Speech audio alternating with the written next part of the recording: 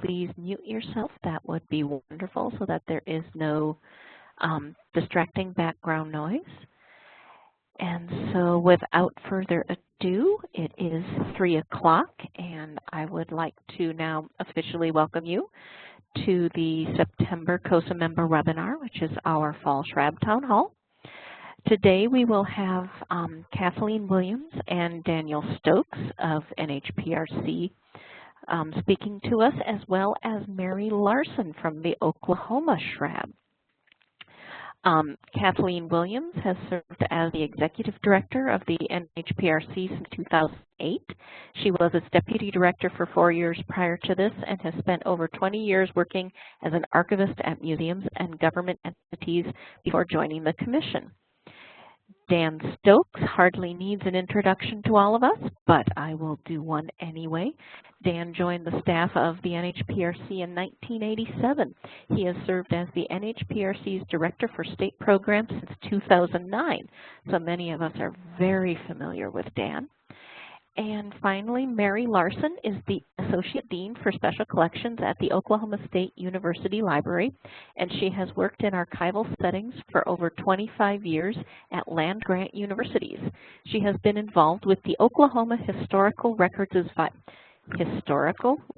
Advisory Board for 7 years, first in advisory capacity in 2010 and later as an appointed board member since 2015. Larson is also a 2-term past president of the National Oral History Association. So those are our speakers for today. And we will start today with our NHPRC update. So Dan, I'm going to turn it over to you. Okay, thank you very much. I want to make sure I'm being heard. That's usually yes. The opening statement yep. of each presentation. Yes, we can hear you just fine. We wanted to make, I don't know if Kathleen will be joining us soon. She's on another webinar about NARA records management or some other exciting thing. We wanted to start with a question that actually came up a day or two ago that we were asked to talk about, and that is some cost sharing requirements. So I'm going to not only talk about the specific question we had, but also some other areas to make sure that you understand these, or that your financial people understand them as well. The question was that there were some people who were working with financial folks who thought that each line item in their budget had to be met exactly or as close to exactly as possible. And that is not the case. As these statements let you know here, you are allowed to move money around within budget categories. So if you have money in any cost-sharing category, you can move money from another cost-sharing category. If you have grant funds in a certain category, you can move grant funds in within all those categories. So if you have staff changes and somebody can't spend as much time on a project and someone else has to spend more time, that's entirely fine.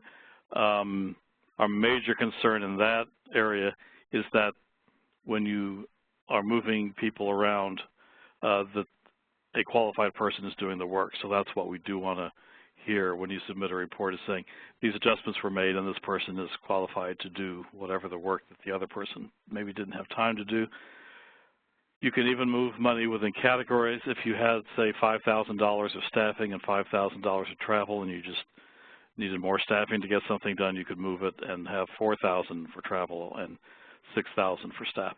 You're allowed to move these things within the funding area. So grant funds can move between categories and cost sharing can move.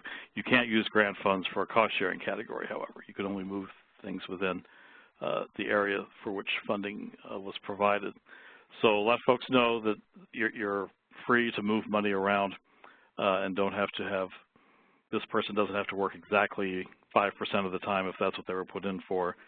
And even entire categories do not have to come in. You don't have to have, like, if personnel doesn't have to be whatever is in the budget if you need money in other areas. So move things around as you want. There is a restriction to that if you receive more than $100,000, but of course with your board grant you can't get that. But if you do have a project grant as well, that moving around is limited, so you'll have to check with your program officer about that if you need to do that with a larger project. And in addition, you can even request new budget categories. If you have some grant funds left over and an interesting opportunity presents itself to you, and you'd like to be able to spend funding on a certain area, you can request that new budget category be created. You can't spend more than 10% of your grant funds on that new line item, but we're glad to add something new if that's useful for you. So you can even create new categories. Now, one area that we're still having confusion on is how much cost sharing you have to provide. I need to stress once again that when you apply and when your budget is approved, you have to have at least 25% cost sharing. However, once the budget is approved, the final budget is approved, you are expected to spend the amount of cost sharing in the budget. We've had some people who say, oh, we didn't spend all of our grant funds, but we still met the 25% cost sharing. There is no percentage once a budget is approved.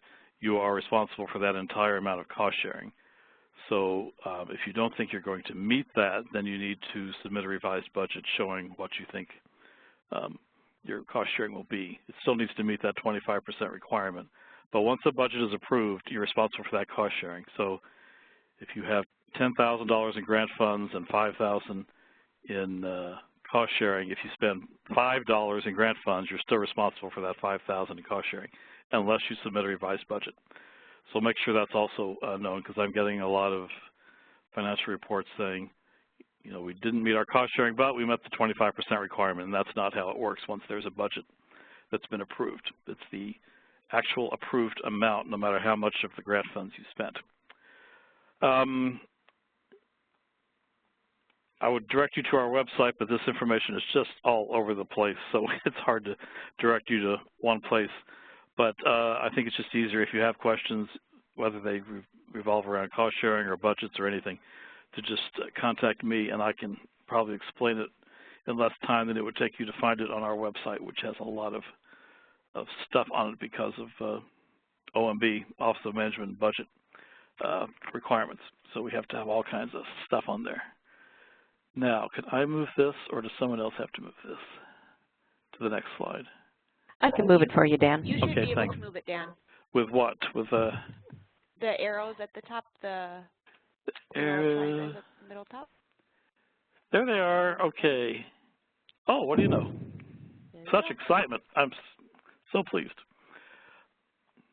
All right. Another area we want to just talk about today is NHPRC strategic plan implementation, and we'll be dealing with two areas, actually three areas. New opportunities, the review process, and board grants specifically, so we'll get to that toward the end.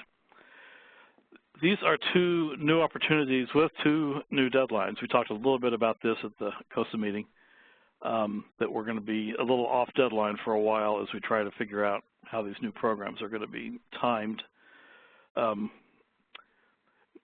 Normally we had an October deadline for, or actually a June deadline for archival projects. What we have done is taken the access grants, the digitization grants, and electronic records grants, and combined them and reconfigured them into these two programs. This October, I believe it is October 6th maybe, deadline for the state government electronic records. That'll be the last separate electronic records deadline. So for those of you who are applying in a few weeks, that'll be the last opportunity for that specific program. However, electronic records is built into both of these new programs, so don't think that we're going away from that. So you'll still be able to apply in those areas. It's just we're doing it a little differently. So the access to historical records archival projects is for smaller projects. The maximum is $100,000.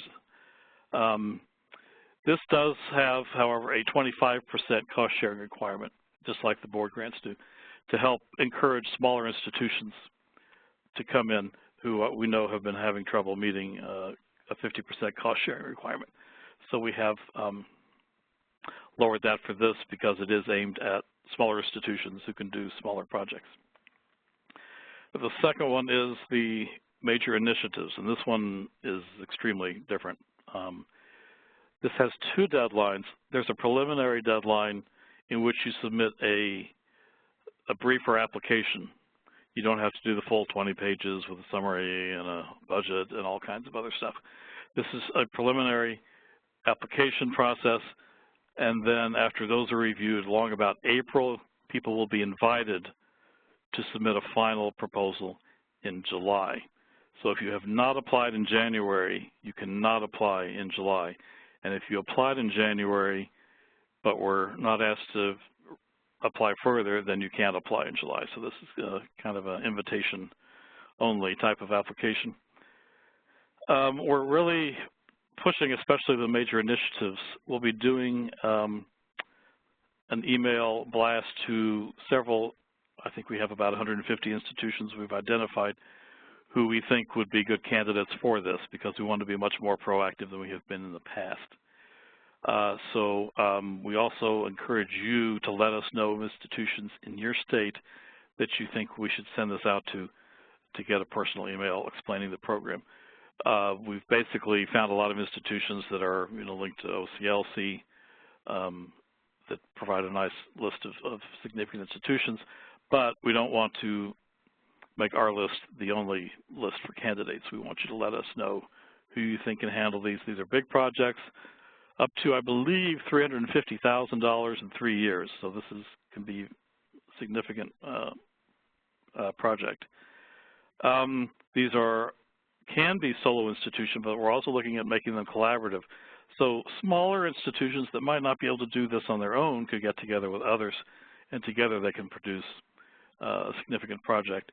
Another area of focus that we haven't done in the past that this will have is the development of virtual new collections, in which multiple institutions with similar records will do projects to combine their collections virtually so that people can go to one place and find records on a certain research topic or topics that are related that are from several institutions, and not have to search all over everybody's website, but find this one group. So that's one of the areas.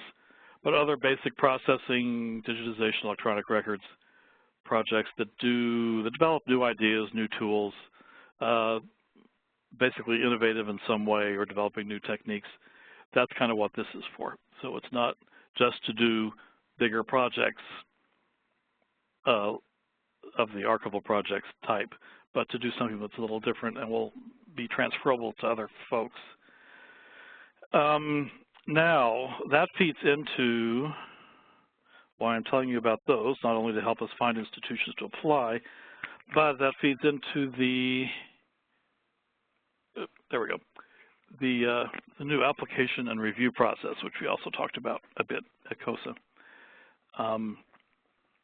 We're looking to encourage a wider pool of applicants, especially in states that just haven't applied in the past.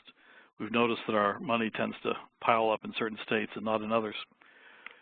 So we want to encourage both applications from more states and also really good applications from more states, because some states have applied a lot but haven't really received very much. So that's another area that we hope the boards will help us with, is identifying more applicants and providing assistance to them so they can submit quality applications. Streamlining the review process, will be combining the peer review panel and the boards into one larger panel. The panel now tends to be about 7. It'll now be growing to about 10. And how this will be likely handled, we haven't finalized how this is going to work. Our normal process is to combine 4 similar applications. So it might be a group of 4 colleges and universities, or 4 projects that deal with audiovisual materials, or 4 that deal with architectural records and maps or drawings or somehow related like that. And we will ask 1 or more people from the state boards in those states to join that panel. So there might be, let's say there's one that's got 2 California, an Illinois, and an Oklahoma. We will ask people from those 3 state boards to serve on the panel along with everybody else. The process will likely be that we will contact the state coordinator and say, here's what these projects are about. Who do you recommend as the folks who could do a good job for us in those areas, who has expertise or works in those types of institutions? So if we get a university group, we'll usually choose university archivists or special collections archivists to look at those. So you will actually, board members will actually be reviewing a wider group of applications than they are now. They've been limited somewhat to digitization and the access. So now they'll be doing others. So going back, we'll be asking board members to look at archival projects. We'll be asking board members to do the preliminary application for the major initiatives and for the final. So you will be called on at different times during the year. You know, about December, you should expect to maybe get requests, and then in January again, and then in July to get people, one or two people from your board. If you get a whole lot, it could be, you know, California received 9 applications this year. So everybody on the board may end up reviewing something because just there's going to be so many panels. So that's how that's going to work. Also, you are not going to be limited to your state. You are in our database along with everybody else. So if you are have a specialty in a certain area or work in a certain type of institution, you may get called on not because you're on the board, but because you're just qualified to review it for some other reason. So there may be, it might be possible that for this California, Illinois, Oklahoma group, someone from Texas board who just happens to be qualified to review it will do it. So you will be continuing to be called on based on your qualifications for a specific group of applications. So you might be surprised any time of the year we could be grabbing you to review something. One other thing about this major initiatives, I don't think I said, is we're not sure quite if the paneling of reviewers for the January 19th preliminary deadline will be the same, because applications will be January 19th, and we're going to have to let you know by April whether you're being invited to apply in July. So it may be a slightly different type of system. You may be given, asked to do some real quick turnaround. But we'll always let you know what the requirement is so that you will have the opportunity to say, I just can't do it, I don't have the time, or something has come up. That's been a problem with the state board, is we often surprise you with all these and you say, you know, I've got 14 special projects that I've got to do, and so we've asked you, we haven't really given you the opportunity to say no. So this time you can say, no, I'm just not going to have the time to do a good job. So you'll be treated pretty much like every other peer reviewer. We won't be forcing you to do these and nagging you constantly about getting them done. So that will stop. Third item here is the, surveying potential applicants and applicants about our processes. We'll be doing that here, but we also hope that you'll do it within your own states, of saying, are there things about the process that make you not want to apply, or did you apply and have a bad experience somehow?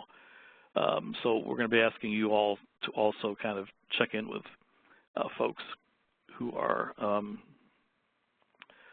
potential applicants or who applied and maybe got rejected, and you'll want to check with them to see, was there something about the process that just made it difficult? And so we'll be counting on you to do those types of things. Obviously, we're asking you to do more stuff. We will be letting you know when we want you to work in certain areas. We won't just leave it up to you to figure out what's going on. We'll be having more timely communications with you about, we'd like you to do this at this time, or be ready in December to potentially review things. So it's not a shock to get an email that says, hello, please do this now. We'll try to give you some more warning about what's coming up, since we're going to have so many deadlines now. So the third area is strategic plan implementation. As you may know, we passed a new strategic plan in May, and that's now going forward. We're implementing various parts of it already, and other parts are going to have to wait for later. If you have looked at the plan, you said, how are you going to do all of this? Well, we're not planning to do it all right away. There are 5 to 8 years. We didn't put an actual timeline on the plan, but we're thinking this is not all going to be done immediately because it's just some things will take time and some things will take money, and neither one of those is expanding at the moment, so we need to kind of choose our implementation strategies. The first grouping we have here is research development, dissemination of best practices, and the creation of these types of tools for smaller and underserved communities. Those items are from Goal 1 and 4, as you see. We've done some of this. You see now we've got the digitization guidelines for small institutions that Missouri did, and the managing archival repositories that California has done, and they're currently working on project management that they're going to be working on over the next year or so, finishing up. So we'll have a second group, and these are workshops and webinars, and of course the guidelines are a printed material. What we're looking at to do next would be looking at projects to let institutions know how to provide online access to the collections. We're finding a lot that people say, you know, we can preserve our collections, but there's just no way we can provide access. So they're going to obviously, there are ways, so we're going to obviously need to provide them with the resources. So to help people understand how they can get their collections online, either through descriptive information or the actual collections themselves. When we talk about online access to collections, we want to be clear, we're not talking about only digitization. We're also talking about finding aids, catalog records, anything that provides access to a collection. Doesn't have to be the actual documents looking at you as well. Processing options for smaller repositories. We're looking at this. We're finding lots of re-grant applications and some funded projects that are from people who are just convinced I have to do item level processing or I won't know what I have and something might get stolen. And it's just, even on a small scale, we can't afford to do item level processing. It's the same over expenditure if you're providing too much money to do 50 feet at the item level as it is to do 1 foot at the item level. It's just not a sustainable type of process. So designing processing options for smaller repositories to give them ideas of how they can do processing that will let them know what they have, but also not eat up resources. And documenting underserved communities through personal archives. We've found many underserved communities, the records of agencies, small independent agencies are often in people's personal possession. They're not in a repository, they're not in an institution, they are with whoever was the last president, whoever was the last executive director, things like that. So looking at projects where you might go to find these records in personal possessions so that we can get those deposited in various places.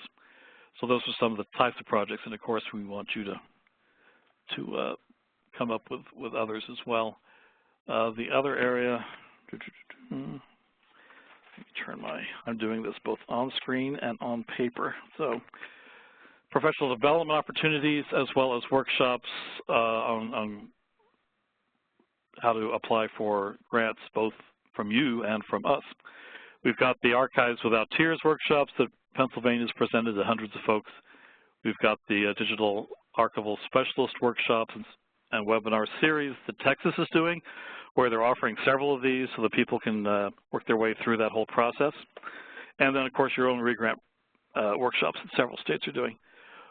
Now we're looking at sustainability, which is going to be a big issue. Building capacity, sustainability, those are words and phrases that are going to be on the Commission's minds. So some potential next areas are creating intentional basic, intermediate, advanced workshop series that will take individuals through a series of areas that they need to learn so that maybe the same person is directed through 4, 5, 6, or 8 workshops that get harder and that leave them to learn everything they need and not just be stuck down in the basic area, but working their way up. Follow-up efforts, we're finding that some boards are having good success with contacting workshop participants 3-6 months after and saying, so are you using what you learned? What have you accomplished? Do you need some further assistance? Does something that you wrote down that was clear is now foggy? So doing follow-up, because that's going to help with this sustainability effort. And then for workshops, coordinating with us on regional and state grant workshops. We want you to continue to do grant workshops for people who are applying to your programs, but we really need to expand on the workshops we're doing for ours, where you have very limited travel funds, so we kind of depend on people doing these for us and at regional meetings or somewhere that there will be a lot of people who can't necessarily come to SAA or can't come to NAGARA or can't come to a national meeting, but could get somewhere that's maybe only a few hundred miles away. So we're looking at that as well. And the final, is this the final? Oh, no, there's two more. Oh, Lordy. I got real wordy here at the end. Next is partnering with state boards on projects, public participation engagement in the work of archives. We're finding, once again, that a lot of projects, free grant projects especially, there's no public outreach, public participation component to their projects. They do their little work, and then it's done, and they go away, and there's no kind of outreach. Some have had great success in this area. One re-grant project, they finished their work, they went to their city council, they got a whole large new budget to work, and that really was a success. But others, there doesn't appear to be any effort to get beyond their own four walls. So we're looking at more participatory events. One is something like the Family History Festival that Maryland is having, I believe, a week from Saturday at the State Archives in Annapolis, in which just the public is invited, and there's all kinds of workshops and tours and things to let you know what kind of holdings they have, what you can do with them. The care and handling of family papers tutorials that are on the YouTube that North Carolina did. It's possible that if you help individuals care for their own records, they become more interested in what's in archives that are outside of their own homes, because they know what you do and what you have.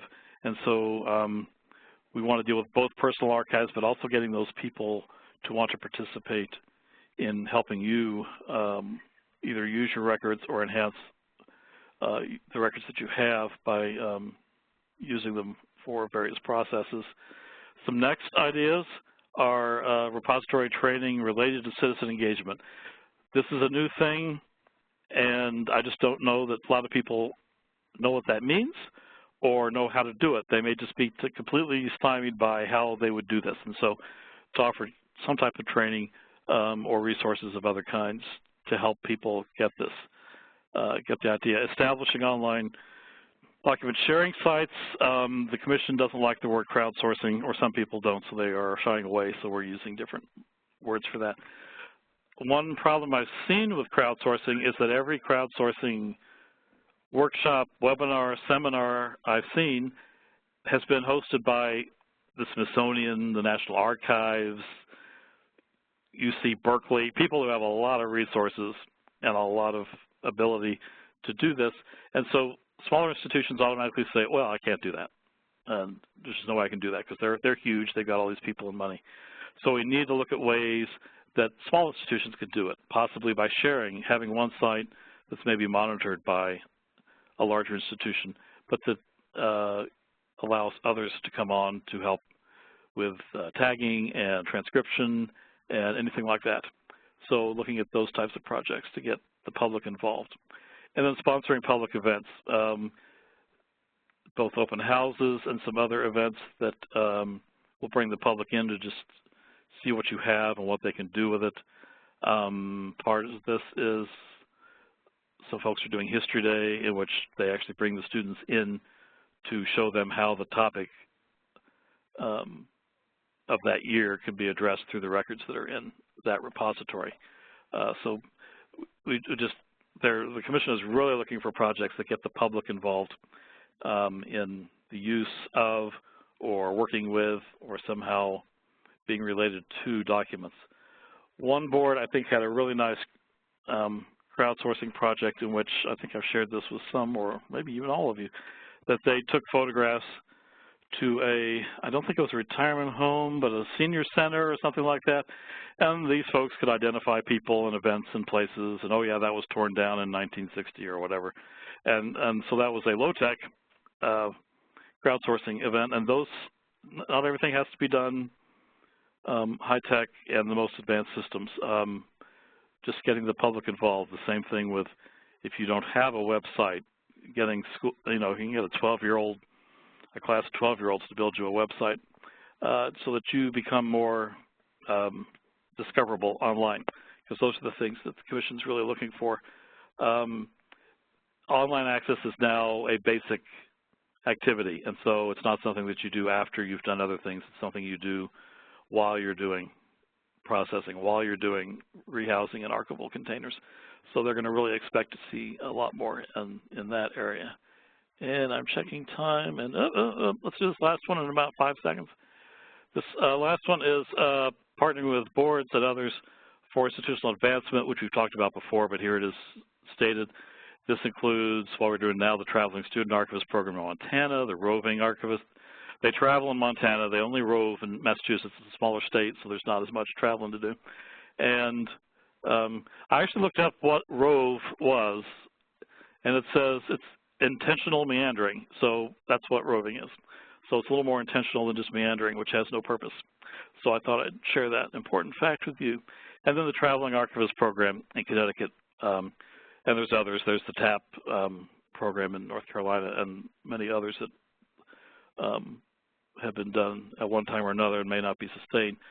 So what we're looking for here next is long-term emphasis on selected institutions in which you may not just do one-and-done projects where you go to the place, you give them some basic ideas, and then you're done. But you might say, okay, over the next 5 years, here's some institutions we're really going to follow, and make sure that they get the training they need, get the assistance they need, get whatever they need so that they can really build a sustainable program and move it forward. Mentoring programs with nearby professionals in which board members or others at larger institutions mentor folks over a long period to make sure that their programs are sustained, and then collaborative repository advancement programs in which maybe a lot of small institutions would not do anything, but if you collaborate, get several of them working together, saying, ooh, what problems are you having and how did you figure that out? Doing things in which they advance themselves because they're sharing with others and they're not isolated and feeling, well, I can't do anything. I don't know what to do here. So that, I think, will be kind of an area that what the Commission is going to be looking for is really working over time with institutions to make sure that they do move forward and not just do single types of activities. So obviously with all this, we're really looking for state boards to do a lot of, have a lot of discussions. You know, what is our programming now? What is it doing? How does it match with this new plan? How does our plan match with NHPRC's plan? What changes could we make that would support both areas? We don't want you to do a bunch of stuff because we're telling you to, but because they're also important in your state.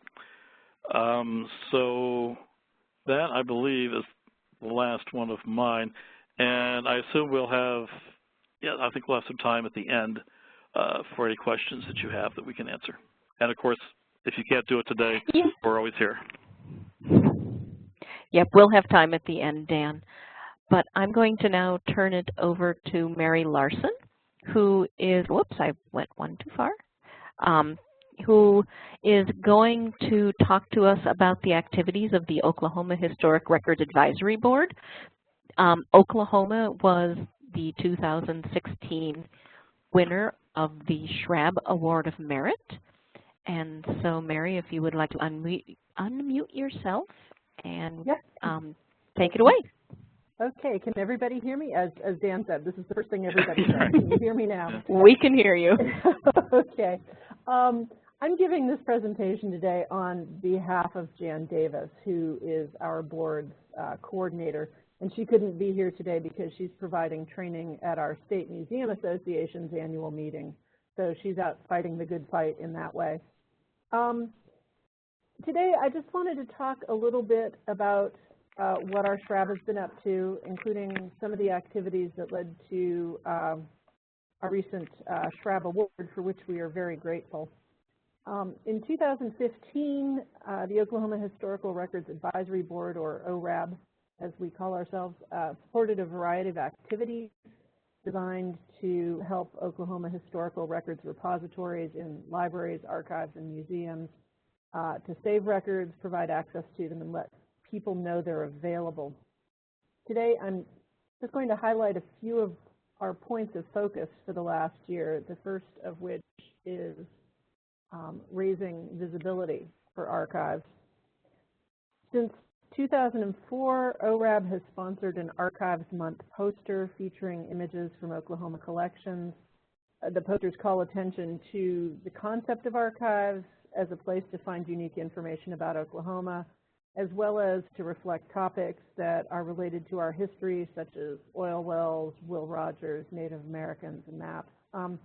What you see on your screen here is an image of our latest poster for 2016, because I was so good at handing out copies of the 2015 poster that I didn't have any left in my office when it came time to do these slides. So the 2015 Archives Month poster, though, that I'm going to be discussing featured photographs from various circuses. The images were created by the Oklahoman, which is the state's largest newspaper, and they recently donated their photo morgue to the Oklahoma Historical Society. All of those photos have been digitized and made available online through the Society's Gateway to Oklahoma History. If you're interested in looking that up, it's gateway.okhistory.org. And you may be wondering, why a circus theme? It relates to Oklahoma because there are actually a number of circuses who winter or spend their off-season in the state, generally down in the Yugo area in the southeast. At this time, the Yugo community is actually working to establish a museum to help tell the story of circuses in the area, which go back a number of generations. With the circus poster, the board was trying to draw attention to a number of things. First, the unique materials that had been created by the Oklahoman, which is one of the state's oldest newspapers. Second, the gift to the Oklahoma Historical Society of that collection, which is huge. It actually includes more than 1 million photographs. Third, the existence of the online access to the collection through the Gateway to Oklahoma History, as well as the presence of this very unique community in Oklahoma and the role of the community in working to preserve its own unique history. While promoting archives in general, the poster also represents the holdings of a single institution. And whenever we do this, we always provide the featured institution with extra copies to share with others in the local community, which ideally, results in a greater awareness of an organization in its home territory. We all know that sometimes that doesn't always happen. No prophet in their own home, as it were. One of the other things we were working on was promoting personal archiving. As we approached Electronic Records Day, there was an opportunity to produce a second poster which reflected the importance of making copies of electronic records. I hope you can see this image. It's a cell phone in a pile of rice. We're all familiar with the concept of using rice to dry out wet smartphones, which may or may not be smart afterwards. And what most of us don't consider often enough is that we're all keeping unique, irreplaceable information on devices that are very fragile, easily lost or stolen, and more often than not backed up. And the poster was designed to make 2 points. Sometimes you can't recover electronic information if you've accidentally dropped your phone in the dog's water dish for the 4th time. And secondly, we really do fail to consider what we'll lose by not creating backups or considering the risks related to electronic information. You might be losing the equivalent of your family's only scrapbook. So with any luck, people who see this poster aren't going to just laugh, which was my first response. I gave out a lot of copies of this poster. But with any luck, people who view the poster will also think to themselves, gee, I ought to back up my phone, or yeah, I remember how horrible it was when Don lost all of his son's baby pictures. I really ought to download my family photos to the computer and then back them up. Now, in the short run, the information that will be saved is something that's important to individuals and families. But if you look at it in the long run, these same records may be the ones that archives, libraries, and museums are going to share with researchers in the future. So it's in everyone's best interest to make people aware of the issue. These two posters aren't going to change the world, but they can make someone stop for a second to admire an image, think about what an archive does, be surprised at what a particular archive holds, or reflect on the value of saving history. Not everyone's going to stop and read every word, but the opportunity to grab people's attention, even for a second, is one of those things that these posters accomplish. They're distributed throughout the state and throughout the year through institutions with their own archives, like libraries, museums, tribal cultural centers, but also at conferences and workshops, so they're really visible. Two examples of groups we've been able to impact with poster distribution. The first, Oklahoma teachers. They're always being encouraged to use primary source materials with students to try to encourage critical thinking skills. And since Oklahoma digital collections are growing rapidly, it's important that we share information about what's readily available and easily accessible online. So going to the annual Oklahoma Technology Association conference last October, we managed to give out more than 1,000 of the posters to teachers and school librarians. We did 3 different programs encouraging the use of primary sources in the classroom, and we used those sessions to provide information about Oklahoma digital collections. Most of these people had no idea that some of these things were available to support education, so that was really important. Another constituent group is the Oklahoma Museum Association, and we provided posters to participants at that conference in September last year in the exhibit hall. And by staffing the booth, we were also able to visit with attendees about upcoming board regrant projects, answer any questions they might have, and encourage them to develop applications. Our fourth area of focus was improving accessibility to archival collections through training. The success of Oklahoma archives, like any of our states, depends on addressing the needs and concerns of a lot of different constituents, including staff and members of the public. Many organizations are operating with limited funds and opportunities for training. This is something we were just talking about, especially smaller institutions. So our board believes that providing training and participating in networking opportunities will prepare staff to improve access to collections, both their own and others across the state as they're working with people. In December of each year, the Central Oklahoma Archivist League, or COLE, gets together for a networking luncheon, and that's kind of ironic if you think about it. It's the annual holiday get-together, and it's COLE.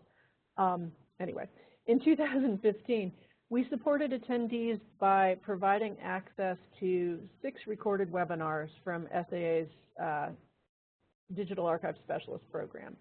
Since there are a number of area archivists working towards certification, but they find the costs of actually getting to the workshops difficult.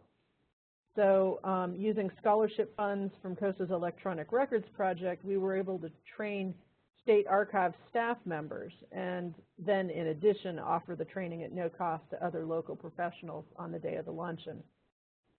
It's noteworthy to register that if each of the participants had paid to register individually for the training, the cost would have been almost $8,300.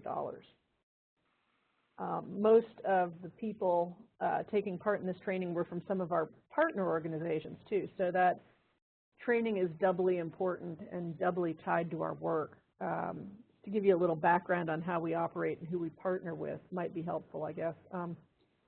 Our SHRABs is provided staff support by the Oklahoma Department of Libraries, which is the home of the state archives.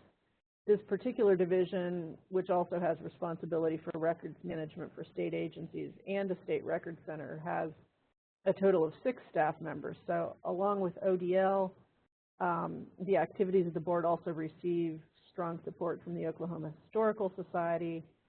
They're the state agency responsible for the state museums, but also for any archival collections not related to state government. And the Oklahoma Museums Association, which I mentioned a second ago, is a key partner as well. They're always actively working to promote the activities of the board. And on top of that, you have individual board members who are working in a variety of settings and contribute their perspectives. So many of these people were actually part of the training sessions that took place, and they were able to take all of this back to their home institutions to share. Let's see. Last year we were also, oh, sorry, skipped the slide there. Last year we were also busy developing a new strategic plan. We were trying to do this in keeping with some of the emphases at a national level. So the key goals for our new plan are promoting the use of best practices through education and training, promoting digital literacy and building citizen engagement with our state historical records, supporting the preservation of our unique history and cultural assets in our archives, and promoting funding opportunities for a range of initiatives that support the board's goals. We also have a lot going on in the near future as well. We're plugging the Electronic Records Day info as we can during Archives Month.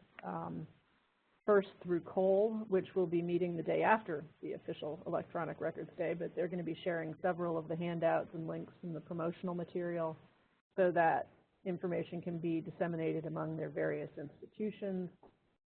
Additionally, Jennifer Day, who's an OHRAB member and the only city archivist in Oklahoma, is going to be presenting to Oklahoma municipal clerks in October, sharing both the Electronic Records Day information and Archives Month posters. And at the Oklahoma Technology Association annual conference that I mentioned earlier, that's happening again next month, and OHRAB will be giving a session on teaching with primary sources. Posters are always really popular with school librarians and teachers. So along with all of the other resources about digital collections, we make a lot of contacts at that set of meetings. We probably have 2 more OHRAB meetings before the end of the year, first looking at the re-grant program and then the applications. And we'll get things, grants going starting at the beginning of the year, with the focus of our re-grant project being improving online access to collections. In terms of preservation, we've been planning personal archiving days this fall to help people better understand how to care for their own materials and possibly get some of that material digitized. And finally, we'll have one last project we're working on that's related, and it's rather important when talking about access to archival materials from Oklahoma. The state archivist, partnering with a number of other board members and folks from around the state, has been involved in Oklahoma's application to host a statewide hub for the Digital Public Library of America. Our application got approved not all that long ago, and we're starting ingest of materials sometime this fall. And that's going to include collections on the first ingest from at least 3 institutions represented on OHRAB, including the State Archives, the Oklahoma Historical Society, and Oklahoma State University. So I think I'll stop at this point. But we do have a busy year coming up. We're looking forward to it, and I just want to thank you for giving us the space to highlight some of what we're doing, and thank you again on behalf of our SHRAB for recognizing us with the CoSA NHPRC Award. So thanks. Well, thank you, Mary, and I just have to say I'm exhausted listening to all the things you've done this year. I don't know how you get your regular job done. It's been busy. But Jan, I was going to say, Jan's the one spearheading all of this. So. Well, congratulations. It sounds like just a wonderfully active SHRAB.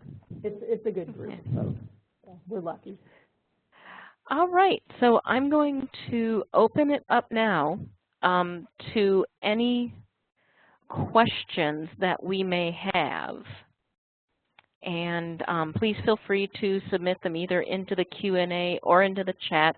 Becky and I will check both of them. Dan, I don't know if you did see it, but Veronica was wondering whether or not Massachusetts needs to change their name from roving archivists. Actually, I think roving is good for New England. I wouldn't suggest anyone outside of New England. That's kind of roving just sounds so Emerson. So I think it would be good for New England. Well, and you can just, you know, randomly wander and find so many things in New England anyway. Right. Well, I think you're all safe. So I'm just going to give folks a little time to submit questions. We've had a lot of information today. So while you are all formulating your questions and typing them in, I'm just going to do a little bit of the usual, I can't think of the word right now. Housekeeping, there we go, housekeeping. Don't forget that, as always, we appreciate your feedback, so please fill out the webinar evaluation that will be coming your way when we are done with the webinar today. We have one more webinar coming up in 2016 as part of the CoSA member webinars, and that will be on October 27th on Collaborative History Day projects. And then we have selected our 2017 theme. We will be talking about grant planning and management, so fitting in very well with what Dan was talking about today with our new grants and everything that we need to keep on top of. The CIRI Education Committee has also been working with Preservica to have another season of practical digital preservation webinars. They will be starting sometime in October 2016. We'll run through June of 2017, and we are looking forward to getting our dates and topics soon. Also, some things to not forget about. The nominations are due on the 30th of September for the CoSA Ancestry Leadership Award, so please nominate your colleagues. The Best Practices Exchange happening from the 1st to the 3rd of November in Sacramento, California has extended the deadline for proposals. That is also the 30th of September. And finally, the ARMS survey is out. Submissions are due on the 23rd of November. So please share your information because we do get some wonderful feedback, and it is helpful for your colleagues. As always, we can't do what we do without the support of our sponsors. So we want to give a special shout out